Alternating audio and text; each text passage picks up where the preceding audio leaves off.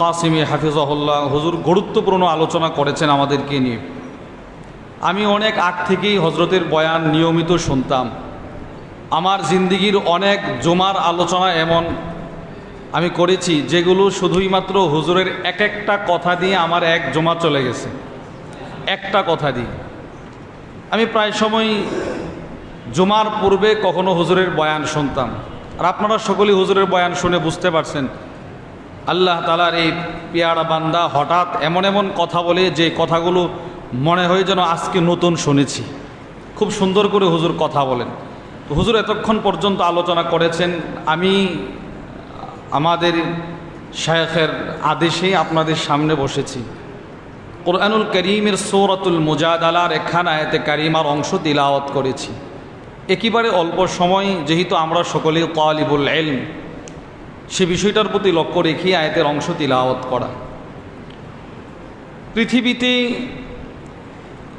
ইলমকে যদি আকৃতি ধারণ করা যেত, ইলম এমনিতে আপনি একজন হাফিজ কোরআন, এটা মানুষ শুনে শুনে বিশ্বাস করে।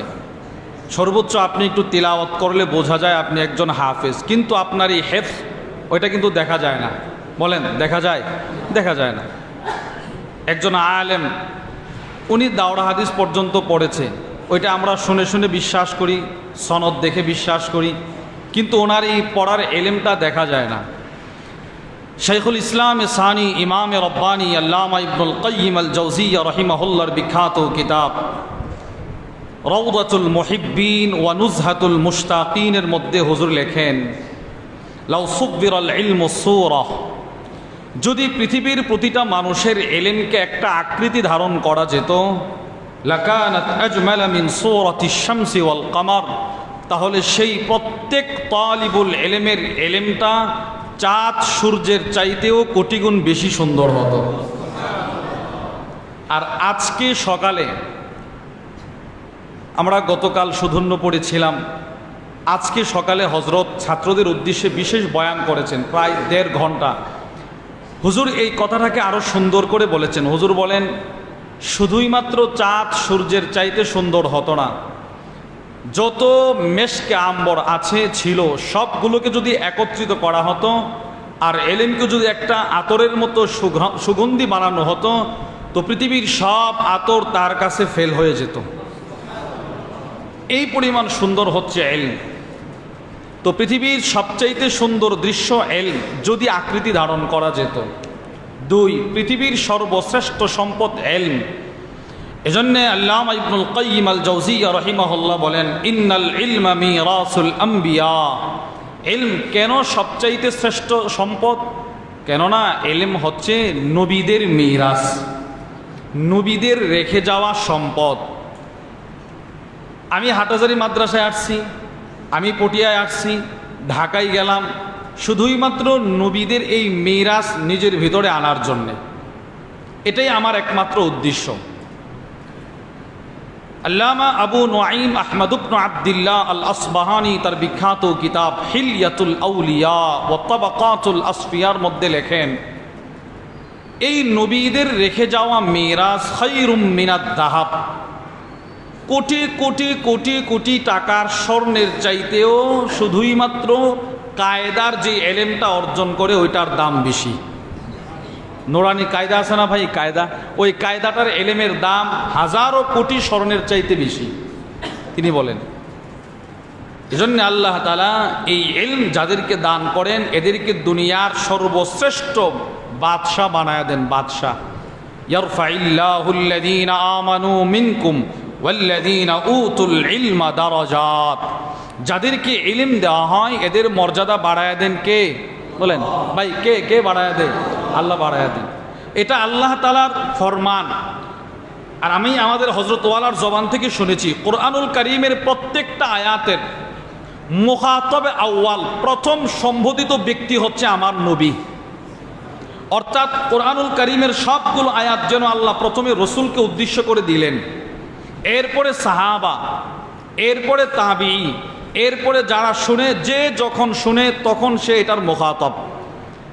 তো আল্লাহ রসুলকে যেন বলতে চাচ্ছেন, আমি কিন্তু এলেম ওয়ালাদের মর্যাদা বাড়ায় দিছি, এবার আপনি কাজ কর্মে এলেম ওয়ালাদের মর্যাদা বাড়ান। তো রসুল করিম সাল্লাল্লাহু তাআলা আলাইহি ওয়াসাল্লামও এলেম দেখে দেখে মানুষের মর্যাদা দিতেন। এবার সে বয়সে ছোট হোক, তিরমিজি শরীফের হাদিস আবু হুরায়রা রাদিয়াল্লাহু তাআলা আনহু থেকে বর্ণিত, তিনি বলেন আন্না রাসূলুল্লাহ সাল্লাল্লাহু আলাইহি ওয়াসাল্লাম বাআসান, অথবা বাআসা রাসূলুল্লাহ সাল্লাল্লাহু আলাইহি ওয়াসাল্লাম বাআসা, নবীজি সাল্লাল্লাহু আলাইহি ওয়াসাল্লাম সাহাবাদের এক জামাতকে যুদ্ধে পাঠাচ্ছেন। এবার উনাদের মধ্যে আমির কাকে বানাবে? আমির। আবু হুরায়রা বলেন রসুল করিম সাল্লাল্লাহু আলাইহি ওয়াসাল্লাম এক অভিনব পন্থা অবলম্বন করলেন। নবীজি যুদ্ধের যত সাহাবা পাঠাচ্ছেন সকলকে দাঁড় করালেন, কাতার করে দাঁড় করাইছেন। দাঁড় করিয়ে নবীজি বললেন, তোমরা প্রত্যেকেই কোরআন তিলাওয়াত করতে থাকো, যার কোরআন তেলাওয়াতের এলেম বেশি থাকবে আমি তাকে আমির বানাবো। সব সাহাবারা কোরআন তিলাওয়াত করতেছেন। মা মাহু মিনাল কোরআন, আবু হুরায়রা বলেন রাদিয়াল্লাহু আনহু, যার কাছে যদ্দুর কোরআন ছিল মুখস্থ সবাই তিলাওয়াত করতেছেন। আর আমাদের রসুল সাল্লাল্লাহু আলাইহি ওয়াসাল্লাম কাতারের শুরু থেকে শেষ প্রত্যেকের কোরআন তিলাওয়াত হেঁটে হেঁটে শুনতেছেন। আবু হুরায়রা বলেন ফাআতা আলা রাজুলিম মিনহুম মিন আহদাথিহিম সিন্না, হঠাৎ করে আল্লাহর রসুল কাতারে দাঁড়ানো সাহাবাদের মধ্য থেকে সবচাইতে কম বয়সী সাহাবি একজন নবীজির দৌড় দিয়া ওই ছোট্ট সাহাবির কাছে চলে গেছে, গিয়ে বলে মা মা কায়া ফুলান, এই তুমি কোরআনের কতটুকু মুখস্থ জানো? সবার পড়া শেষ, তুমি এখনো পড়তেছো যে? এবার সাহাবি জবাব দিলেন মাই কাদা ওয়া কাদা ওয়া সূরাতুল বাকারা, ওগো আল্লাহর রসুল, আমার কোরআনের ওই পৃষ্ঠা ওই পৃষ্ঠা ওই সূরা এগুলো আমার মুখস্থ, পাশাপাশি কোরআনের সবচাইতে বৃহৎ সূরা সূরাতুল বাকারাটাও আমার মুখস্থ। তাহলে উনার সূরা বাকারা মুখস্থ, আর আমরা সকলেই জানি সূরা বাকারা সবচাইতে বড়, অন্যদের তুলনায় উনার কোরআনের এলেম বেশি। এবার রসুল বললেন ফাযহাব ফা আনতা আমিরুহুম, যাও, আমি তোমার ভেতরে কোরআনের এলেম বেশি থাকার কারণে মুরব্বীদের আমির তোমাকে বানায় দিছি, এই সাহাবীকে বানায় দিছি। তাহলে বোঝা গেল কোরআনের মাধ্যমে ইলমের মাধ্যমে রসুল সাহাবাদেরকে মর্যাদা দিয়েছেন।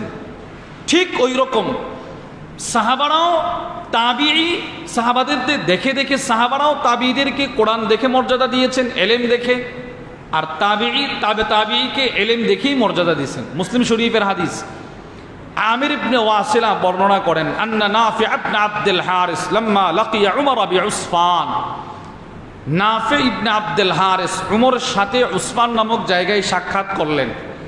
ওয়া কানা উমর ইস্তামিলুহু আলা মক্কা, আর উমর নাফিকে মক্কার এক জায়গার নেতা বানাইছেন, নেতা, তুমি আজ থেকে এই জায়গার নেতা।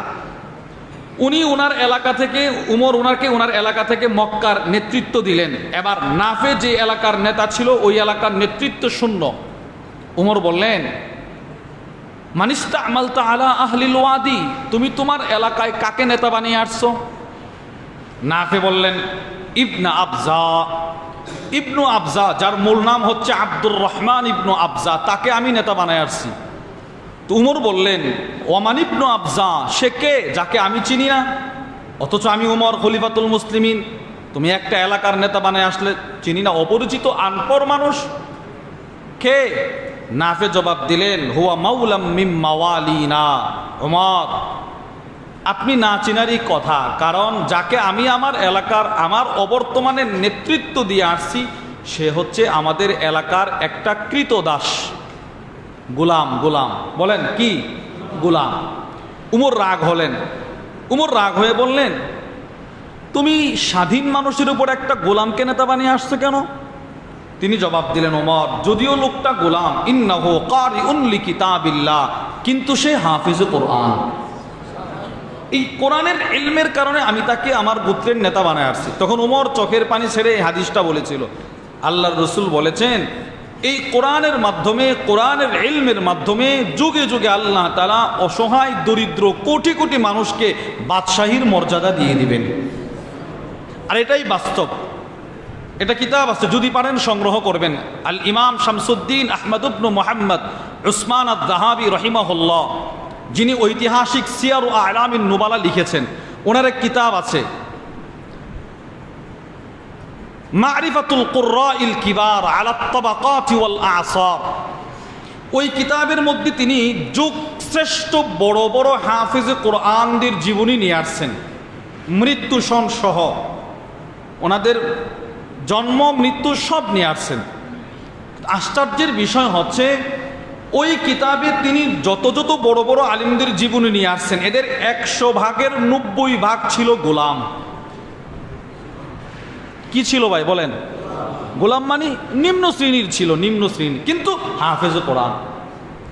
দৃষ্টান্ত স্বরূপ 1 নাম্বার, উনি একজনের নাম নিয়ে আসছেন আবু বকর আব্দুল্লাহ ইবনে আইয়াশ, জগৎ বিখ্যাত হাফেজে কোরআন, তাবিঈ, মূল পরিচয় একজন গোলাম।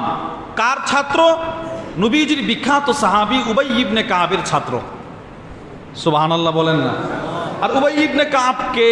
যার নামের ব্যাপারে রসুল বলেন, উবাই, আল্লাহ বলছে আপনি আমাকে তেলাওয়াত করে শোনানোর জন্যে।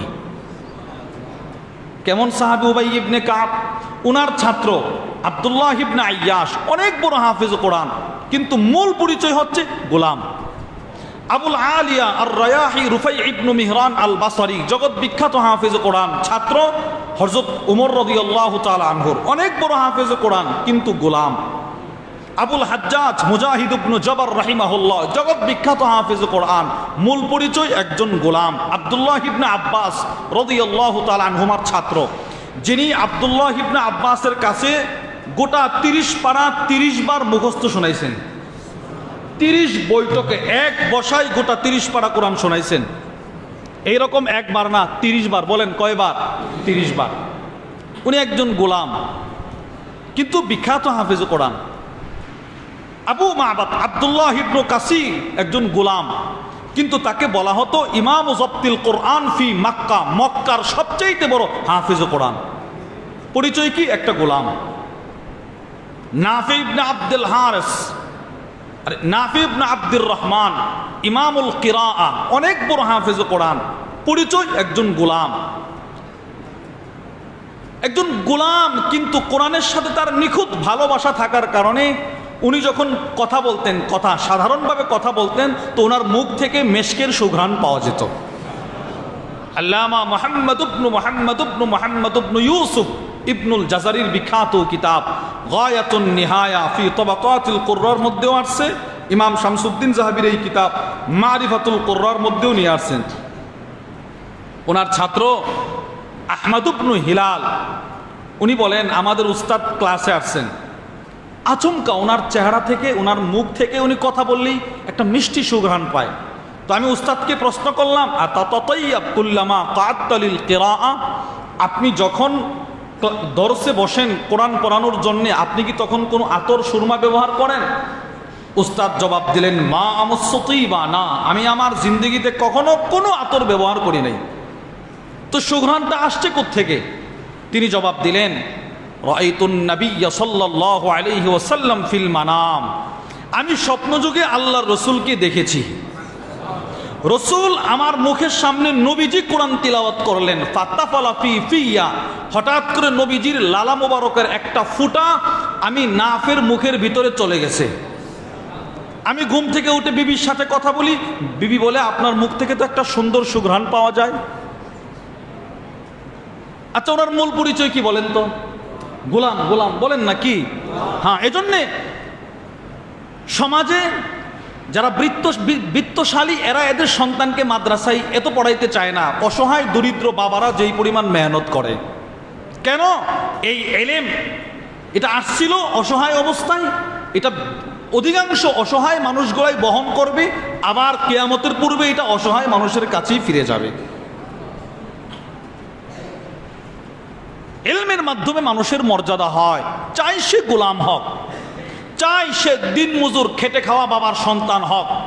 এলেম যখন তাকে আল্লাহ দিয়ে দেন, তো তার রব তার মর্যাদা বাড়াবেন, এটা রবের ঘোষণা, এটা রবের ঘোষণা। এই গত কয়েকদিন পূর্বে এক চমৎকার কিতাব পড়ছি, আপনারা সকলে ওনার নাম শুনছেন, জমখশরী রাহিমাহুল্লাহ। আমরা সকলে ওনাকে ইলমুন নাহর ইমাম বলি। ওনার কিন্তু অনেক কিতাব আছে, এক একটার চাইতে এক একটা সুন্দর। ওনার একটা কিতাব আছে রাবিউল আবরার ওয়া নুসুসুল আখিয়ার, চমৎকার কিতাব। আর কয়দিন আগে ওনার একটা কিতাব পাইছে আতওয়াকুদ দাহাব ফিল মাওয়াইজি ওয়াল খুতাব, 100 মাকালা লিখেছেন, 100 মাকালা। আল্লামা জারুল্লাহ মাহমুদ ইবনে উমর আজ-জামাখশরী এই 100 মাকালা লিখেছেন, রচনা প্রবন্ধ লিখেছেন। সর্বপ্রথম তিনি একটা প্রবন্ধ লিখেছেন রিফআতুল ইনসান বিল ইলমি ওয়াত তাকওয়া, মানুষের মর্যাদা শুধুই মাত্র এলেম আর তাকওয়ার দ্বারা। বলেন তো ভাই, মানুষের মর্যাদা শুধুই মাত্র কি? ইলম এবং তাকওয়ার দ্বারা। আর এতক্ষণ আপনারা হযরতের আলোচনা থেকে এই কথাটাই বুঝছেন। সুবহানাল্লাহ, আমি বললাম এটা বলতে গিয়ে আগে আমার এলেমের দরকার আছে না নাই? বলেন, হুজুর বললেন না আগে শুদ্ধ করতে হবে, ইয়াকিন রাখতে হবে। তো ইলম, এবার এটার ধ্যান ধারণা ভিতরে আনা তাকওয়া। তিনি বলেন একটা মানুষের মর্যাদা এলেম এবং তাকওয়ার দ্বারা হয়, এটা একটা হেডলাইন। অতঃপর তিনি ছোট ছোট প্রবন্ধ নিয়ে আসছেন, যেই লেখাগুলো কিছুটা মাকামাতে হারিরির ধাঁচে লেখা হয়েছে। তিনি লেখেন মা ইয়াখফিদুল মারআ আদমুহু ওয়া ইয়াতমু, কোনো মানুষকে তার অসহায়ত্ব, তার গোষ্ঠী বা তার মা বাপ না থাকাটা তাকে নিচু করতে পারে না। ইদা রাফা দীনুহু ওয়া ইলমু, যখন তার দিন তার এলেম তাকে উপরে উঠায়া দেয়। বুঝেন নাই? আচ্ছা, একটা মানুষের গোষ্ঠী নাই, একটা মানুষের অর্থকড়ি নাই, কিন্তু তার এলেম যদি তাকে উপরে উঠায়া দেয় তো ওই দুইটা তাকে নিচে ফেলতে পারে। বলেন, এর বিপরীত ওয়ালা ইয়ারফাউহু মালুহু ওয়া আহলু ইদা খাফাদা ফুজুরুহু ওয়া জাহলু, যখন তার ইলমহীনতা, অজ্ঞতা, যখন তার বদদিনী তাকে নিচে ফেলে দেয় তো তার সম্পদ, তার মা বাপ তাকে উপরে উঠাইতে পারে না। দৃষ্টান্ত স্বরূপ আপনারা জবাব দিবেন। হযরত বেলাল রাদিয়াল্লাহু তাআলার নাম তো আমরা শুনছি, এই আজকে প্রথম শুনছি। কি পরিমাণ শুনছি এক একজন। এবার বলেন তো হযরত বেলালের কি পরিমাণ অর্থকড়ি ছিল মক্কায়? বুঝেন নাই কথা? ছিল কি? ছিল কিছু ছিল না। ওনার গড় গোষ্ঠী ছিল মক্কায়, তো আজও পর্যন্ত ওনাকে মানুষ সম্মান করে কেন? রসুলের কাছে আসছেন, এলেম শিখছেন, সহবত গ্রহণ করেছেন, তো এই এলম আর সহবত আর তাকওয়া তার মর্যাদা বাড়ায় দিয়েছেন। আব্দুল্লাহ ইবনে মাসউদ অসহায় পরিবারের লোক ছিলেন। আব্দুল্লাহ ইবনে মাসউদ, আমরা যার কাছে মুসলিম শরীফ পড়েছি, আব্দুল মালিক হাফিজাহুল্লাহর একেবারে হাতে গড়া ছাত্র, একেবারে খুব কাছের মানুষ ছিলেন। আল্লামা তাইয়্যিব হাফিজাহুল্লাহ, আল্লাহ হুজুরের হায়াতে বরকত দান করেন। অনেক বড় আলেমে দ্বীন, সাধারণ চলাফেরা, খুব নরমালে চলাফেরা করতেন, অনেক বড় বুজুর্গ ছিলেন। এখনো হুজুর আছেন। হুজুরের কাছে আমরা পড়ছি, হুজুর আমাদের মুসলিম শরীফের মুকদ্দমা পড়াতে গিয়ে বলেছিলেন আব্দুল্লাহ ইবনে মাসউদ একই তো অসহায় পরিবারের লোক, দ্বিতীয়ত দেখতে কেমন ছিল? আপনারা আরাম করে বসছেন, একজন মানুষ আরাম করে বসলে উচ্চতা যতটুকু আরবের হয়, এই লোকটা আব্দুল্লাহ ইবনে মাসউদ ততটুকু লম্বা সাহাবী ছিলেন। এই এতটুকু খাটো সাহাবী ছিল। অনেক মানুষ থাকে না খাটো, দেখবেন অনেক খাটো মানুষ থাকে, বয়স অনেক বেশি কিন্তু এতটুকু লম্বা, আঙ্গুলগুলো ছোট ছোট, পাগুলো ছোট ছোট। উনি এইরকম ছিলেন। কিন্তু ওনার মর্যাদা কেমন? আল্লামা শামসুদ্দিন যাহাবী তার বিখ্যাত কিতাব সিয়ার ও আলামিন নুবালার মধ্যে লেখেন, আব্দুল্লাহ ইবনে মাসউদ বলেন মা নাযালাত আয়াতুম মিন কিতাবিল্লাহি আযজা ওয়া জাল্লা ইল্লা ওয়া আনা আ'লাম ফিমা নাযালাত ওয়া আইনা নাযালাত। আল্লাহর কোরআনের সবগুলো আয়াত কখন, কোথায়, কিভাবে নাজিল হয়েছে সব আমি আব্দুল্লাহ ইবনে মাসউদের মুখস্থ আছে, মুখস্থ। এত বড় আলেম, আফকাহুস সাহাবা ছিলেন। সাহাবাদের মধ্যে সবচাইতে বেশি মাসআলা যিনি বুঝতেন, ফাকাহাত যার বেশি ছিল, আব্দুল্লাহ ইবনে মাসউদ। ওনার আরেকটা বৈশিষ্ট্য, নবীজির পরে মক্কায় কাফেরদের সামনে সর্বপ্রথম যিনি উচ্চ কণ্ঠে কোরআনে কারীমের তিলাওয়াত করেছিলেন, আব্দুল্লাহ ইবনে মাসউদ। আউয়ালু মান জাহারা বিল কোরআন বিমক্কা বা'দা রাসূলিল্লাহ, আব্দুল্লাহ ইবনে মাসউদ। আল্লামা শামসুদ্দিন যাহাবী নিয়ে আসছেন। তৃতীয়, ওনার পাগুলো ছিল চিকন, ছোট ছোট, ইমাম বুখারীর কিতাব আল আদাবুল মুফরাদের 237 নম্বর হাদিস। আলী ইবনে আবি তালিব বলেন, আমারান নবী সাল্লাল্লাহু আলাইহি ওয়াসাল্লাম আব্দুল্লাহ ইবনে মাসউদ আইয়াসাদা শাজারা ফায়াতিয়াহু মিনহা বিশাই। নবীজি সাল্লাল্লাহু আলাইহি ওয়াসাল্লাম আব্দুল্লাহ ইবনে মাসউদকে আদেশ করলেন গাছে ওঠার জন্য, গাছে কোনো একটা কাজের জন্য আদেশ করছেন। মুহাদ্দিসিনরা এটার ব্যাখ্যা করেছেন কেন গাছে ওঠার জন্য নবীজি বলেছিলেন, মেসোয়াক আনার জন্য। মেসোয়াক, সুবহানাল্লাহ বলেন, মেসোয়াক আনার। উনি গাছে উঠছেন। ফানাজারা আসহাবু রাসূলিল্লাহ সাল্লাল্লাহু আলাইহি ওয়াসাল্লাম ইলা সাকি আব্দুল্লাহ। সাহাবারা দূর থেকে বাতাসে ওনার ইজার কাপড় উঠতেছে, তো চিকন পাটা দেখা যায়। সাহাবারা মুস্কি মুস্কি হাসে ওনার পা দেখা। রসুলের চোখে পড়ে গেছে। নবীজি বললেন, তোমরা কেন হাসতেছো? সাহাবারা বলে, ওগো আল্লাহর রসুল, তার চিকন পা দেখে হাসতেছি। এবার নবীজি বললেন, শোনো, লারিজলু আব্দুল্লাহ ইবনে মাসউদ আতকালু ফিল মিজান ইয়াউমাল কিয়ামাতি মিন উহুদ। হাসরের ময়দানে মিজানের একটা পাল্লায় আব্দুল্লাহ ইবনে মাসউদের একটা চিকন পায়ের ওজন উহুদ পাহাড়ের চাইতে কোটি গুণ বেশি হবে। এবার বলেন তো, ওনার বংশ কি অনেক উচ্চ ছিল? না। অর্থ করি? না। রাখাল ছিল, রাখাল, দেখতে ছোট, বিশ্রী। বুখারীর মধ্যে হাদিস আসছে, হুযায়ফা বলেন, আমার জানা মতে নবীজির মতো চলাফেরা, নবীজির মতো কথা, নবীজির মতো মিজাজ, নবীজির মতো চলা আব্দুল্লাহ ইবনে মাসউদের ভিতরে ছিল। আবু মুসা আশারি বলেন, আমরা আশার গোত্র থেকে আসছি, আমরা মনে করতাম আব্দুল্লাহ ইবনে মাসউদ নবীজির ছেলে। আরে সুবহানাল্লাহ বলেন না। এই পরিমাণ মিল ছিল নবীজির সাথে। দাম কত বেশি? ইলমের কারণে। এজন্য ভাই, ইলম এটা আমার শিখার বিষয়। এই ইলম আমি যেদিন থেকে বোঝা শুরু করছি ওই দিন থেকে শিখতে হবে। আর শিখতে হবে কতদিন পর্যন্ত?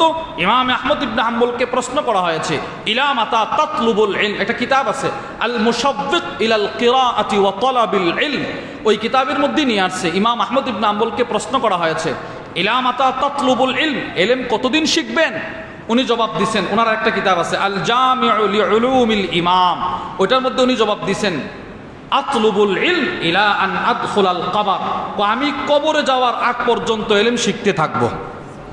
এজন্য আমাদের বড়রা কখনো নিজেকে আলেম বলে না, আলেম, তবে তালিবুল ইলম বলে। বলেন কি বলে ভাই? তালিবুল। আব্দুল মালিক হাফিজুল্লাহ ওনার কিতাব, হুজুরের কিতাবগুলো পড়বেন, দেখবেন হুজুর সবসময় নিজেকে তালিবুল ইলম সম্বোধন করে। তালিবুল ইলমে হয়ে সবসময় বেঁচে থাকতে চায়, ইনশাআল্লাহ বলেন, সবসময় তালিবুল ইলমে হয়েই বেঁচে থাকতে চাই। এটাই আমাদের জিন্দগির সবচাইতে বড় চাওয়া, এটাই আমাদের জিন্দগির সবচাইতে বড় পাওয়া। তিরমিজির মধ্যে হাদিস আসছে, তালিবুল ইলম যখন রাস্তা দিয়ে হেঁটে যায় তো রহমতের ফেরেশতারা এদের ডানাগুলো বিছিয়ে দেয়। এই যে ডানা বিছিয়ে দেয়, ডানা বিছিয়ে দেয়, এটার একটা চমৎকার ব্যাখ্যা করেছেন আল্লামা আব্দুল হাদি আস-সিন্দি মুসনাদুল ইমাম আহমদ ইবনে হাম্বল একটা হাসিয়া লেখছেন। হাসিয়া মানে খুঁটিনাটি বিষয়গুলো নিয়ে আসছেন। হাসিয়াতুল মুসনাদুল ইমাম আব্দুল হাদি আস-সিন্দি, বিখ্যাত আবুল হাসান মাহমুদ, ওইটার মধ্যে উনি লেখছেন যে ফেরেশতারা যে ডানা বিছিয়ে দেয় অর্থ কি?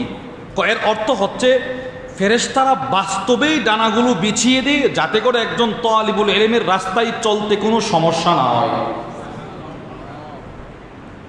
এবার প্রশ্ন, এত মানুষ যে তালিবুল ইলম পৃথিবীর আনাজ কানাজ থেকে হাটাজারিতে আসছে, ফেরেশতারা বুঝে কিভাবে সে তালিবুল ইলম, সে তালিবুল ইলম না? এটার উত্তর দিচ্ছেন শাইখুল ইসলাম ইবনে তাইমিয়া, তার বিখ্যাত ফতাওয়ার কিতাব মাজমু ফাতাওয়া ইবনে তাইমিয়া, ওইটার মধ্যে হুজুর উনি লিখছেন, পৃথিবীর কোনো মানুষ যখন ইলম শেখার ইচ্ছা পোষণ করে, বলেন তো পৃথিবীর কোনো মানুষ যখন কি শেখার?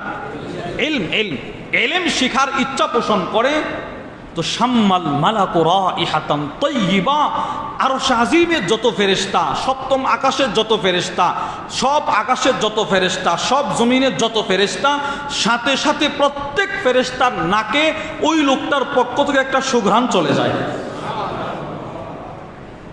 এবার সে দৌড়ায় ছুটে আসে, এসে তার পায়ের নিচে ডানা বিছিয়ে দেয়।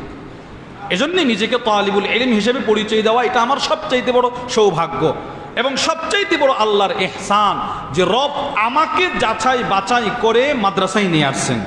এটা সবচাইতে বড় আল্লাহর ইহসান, রবের ইহসান।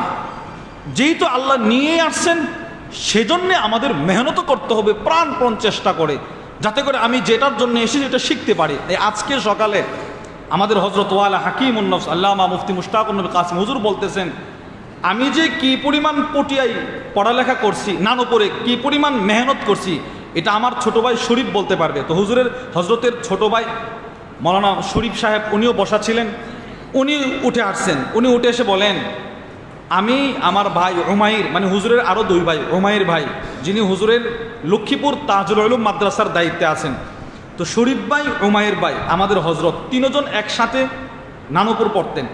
তো হজরত পড়তেন জালালাইন মেশকাত হিদায়া, আর এরা দুজন পড়তো হেফসখানায়।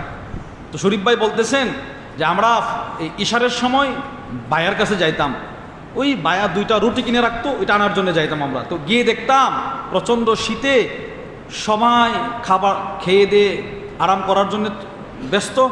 ভাইয়াকে দেখতাম শীত তো ঘরের ভেতরে, রুমের ভিতরে দরজাটা একটু ফাঁকা করলে বাহিরের লাইটের আলোটা আসে, ওইটাই বসে বসে ভাইয়া কিতাব পড়তেন।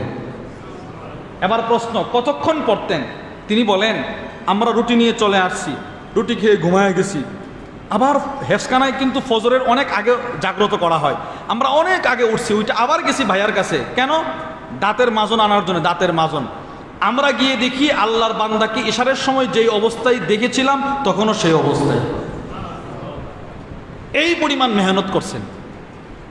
এই পরিমাণ মেহনত করার কারণে আজকে আল্লাহ তাআলা ওনার মর্যাদাও বাড়ায় দিয়েছেন। হ্যাঁ, মানুষ পাগল হয়ে যায় দেখার জন্যে, বয়ান শোনার জন্যে, আর এক একটা কথা যেন আমাদের অন্তরে লাগে, অন্তরে। এজন্যে ভাই আল্লাহ তাআলা যেহেতু আমাদেরকে নিয়ে আসছেন ইলম শেখার পিছনে মেহনত করা। আর সবচেয়ে বড় কথা হচ্ছে, আমি আপনাদেরকে এই কথাগুলো আমি আমাকে বলতেছি। গতকালকে আমাদের হজরতওয়ালা মুফতি শহীদুল্লাহ সাহেব জামিয়া রশিদিয়ার হুজুর বলেন, আমি যখনই বয়ান করি হাকিমুল উম্মত মুজাদ্দিদুল মিল্লাত শাহ আশরাফ আলী আত-থানভী নাব্বারাল্লাহু মারকাদা, ওনার উসুল ছিল, উনি বলতেন আমি কথাগুলো আমাকে বলতেছি। আল্লাহ মৌকা করছেন কিছু বলার জন্যে, যদিও আপনাদেরকে বোঝাচ্ছি কিন্তু মূলত কথাগুলো আমাকে বলতেছি। তো আমারও কথা আমি আমাকে বলতেছি, আমি আরও বেশি পড়তে পারি। এজন্যে ভাই আল্লাহ তাআলা আমাদেরকে নিয়ে আসছেন এক এলমের মারকাজে। ওখানে আমি যত মেহনত করব রব আমার তত মর্যাদা বাড়াবেন। দুনিয়াতে না কিছু পাইলাম, আখেরাতে যদি রব এটাই কবুল করেন তো আমার নাজাতের জরিয়া হয়ে যাবে। এটা হচ্ছে আমাদের। আর সাধারণ মানুষ আমরা যারা আছি সব সময় কিছু সবক, এলাকার ইমাম সাহেব আছে, আমার ঘরে যেই ছেলে খাবার খায়, পাশে যে মাদ্রাসা, ওনার কাছে গিয়ে বলবো ভাই আমার সুবহানাটা হচ্ছে কিনা একটু দেখেন, বাস আমি তালিবুল ইলম হয়ে গেলাম। সূরা ফাতিহাটা শুনবো, শোনাবো, আমি তালিবুল ইলম হয়ে গেলাম। তাহলে সবাই তালিবুল ইলম হয়ে আমরা থাকতে চাই ইনশাআল্লাহ। আল্লাহ আমাদের সকলকে ইলমের মতো মহান দৌলত আমাকে আপনাকে সকলকে মৃত্যু পর্যন্ত আমরণ অর্জন করার তৌফিক দান করুন। যদি ইলম শিখে যান তো ঘুমিয়ে থাকবেন, আপনি 1000 বছর কবরে ঘুমিয়ে থাকবেন। যেমন আমাদের আহমদ শফি রহিমাহুল্লাহ ঘুমিয়ে আছেন, আহমেদ বাবনগরী ঘুমিয়ে আছেন, কিন্তু এদেরকে কি শুধু আজকেই স্মরণ করবে না যতদিন দুনিয়া আছে ততদিন? বলেন না, যতদিন দুনিয়া আছে। কেন? ইলম এদেরকে মৃত্যুর পরেও অমর করে দিয়েছে, অমর। আবু হুরায়রাকে যেমন মানুষ ভুলে নাই, সিদ্দিক আকবর রাদিয়াল্লাহু আনহুমাকে যেমন ভুলে নাই, আব্দুল্লাহ ইবনে মাসউদকে যেমন মানুষ ভুলে নাই, কখনো ভুলবে না। আমাদের আহমদ শফি, আমাদের নূর হোসেন কাসিমি, আমাদের জুনায়েদ বাবনগরী, আব্দুস সালাম রহিমাহুমুল্লাহ রাহমাতান ওয়াসিআ, ওনাদেরকেও কেউ ভুলবে না ইনশাআল্লাহ। আপনিও যদি ইলমের দৌলত অর্জন করতে পারেন আপনাকেও কেউ ভুলবে না। আল্লাহ আমাদের সকলকে ইলমের মতো মহান দৌলত অর্জন করে মৃত্যুর পথের পাথেও অর্জন করার তৌফিক দান করুন। যা কিছু আপনাদের সামনে বলেছি যদি সঠিক হয় রবের পক্ষ থেকে, যদি ভুল হয় আমার পক্ষ থেকে। এই বলে আমি হজরতের আদেশ পালনার্থে এখানে বসে কিছু কথা আপনাদেরকে বললাম। আল্লাহ তাআলা আমাদের সকলকে কবুল মঞ্জুর করেন। বিশেষ করে আমাদের হজরত ওয়ালা হাকিমুন নফস সহ আরও যেই সমস্ত আমাদের মুরব্বীরা পৃথিবীর আনাচে কানাচে সফর করেন, আল্লাহ ওনাদেরকে সর্বপ্রকার বালা মুসিবত থেকে হেফাজত করেন, আমাদেরকেও হেফাজত করেন, আমাদের ছাত্র উস্তাদদেরকে হেফাজত করেন। আল্লাহ আমাদের এই মসজিদ মাদ্রাসাকে কবুল করেন, আমাদের আজকের ওঠা বসাকে আল্লাহ কবুল মঞ্জুর করেন। ওমা আলাইনা ইল্লাল বালা।